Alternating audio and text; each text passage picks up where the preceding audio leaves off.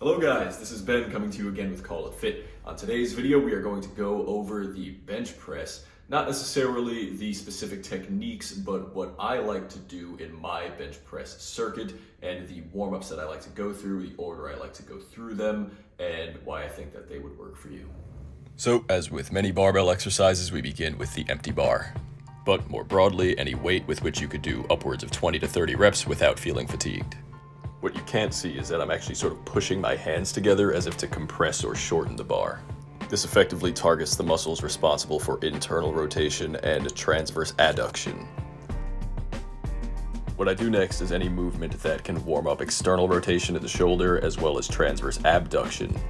What this will do is warm up the muscles comprising the rotator cuff as well as the muscles acting upon the scapulae. By doing some repetitions with my arms bent, I'm targeting more of the external rotation, and by straightening my arms, I'm targeting more of the abduction.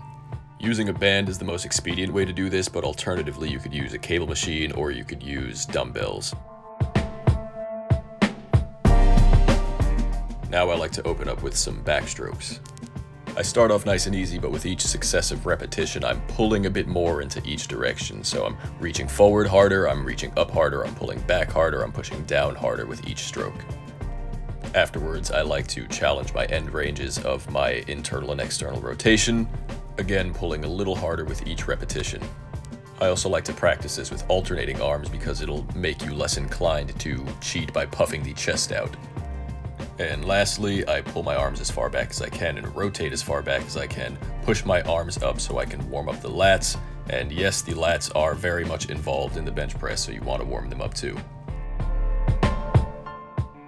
And here comes our first true warm-up set. I call it a true warm-up set because it is not just an arbitrarily light weight to get the muscles moving, but it is actually based on what I plan to go for my heaviest reps that day, or based on what my overall strength is. In this case, I'm going for 15 to 20 reps, but the goal more broadly is to get more of a pump than I did with just the empty bar, without approaching failure.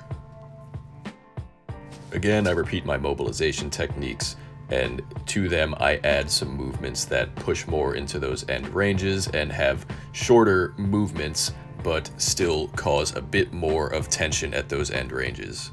So here I'm pulling my arms back as far as I can, and I'm cocking my wrists back with either my palms upward or downward, which will stretch out the bicep, which is surprisingly involved in the bench press to a limited capacity.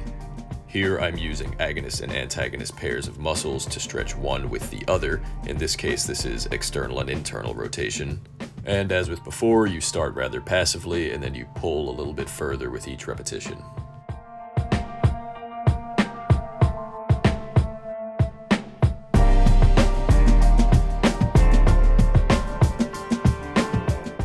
From here on out, before I start each set, I like to go through all of the same mobilization movements that I had done before.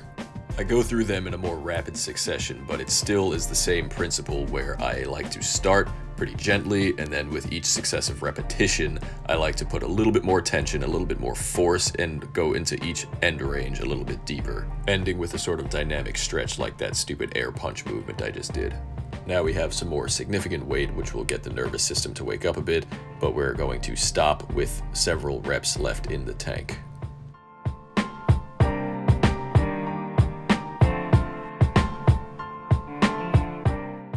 Shortly after a set, if not immediately after a set, I think this is a good opportunity to get into our active isolated and or passive stretches.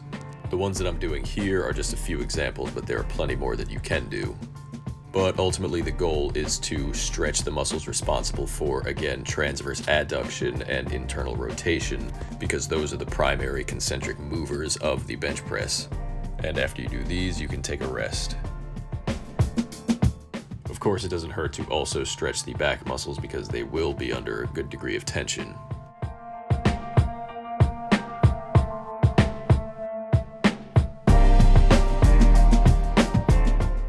Here's a good option for stretching the pecs and the internal rotators. And this more deeply stretches the pec and the bicep. After some rest, I approach my next set with some easy and lax mobilization. I go through all of my ranges and I slowly build up with some more tension, and I eventually get into a pretty dynamic stretch before I hop back on the bench and do my next set.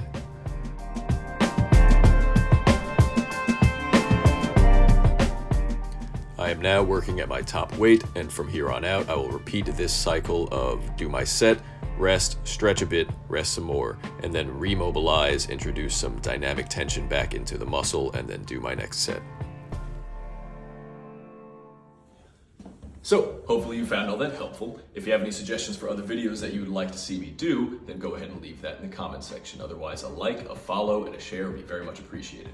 Also, if you are in the Hamilton Heights area of New York City and would like to book your first free consultation, then you can reach out to me via DM on either Instagram or TikTok, or you can find a phone number to contact me in the bios of both of those websites.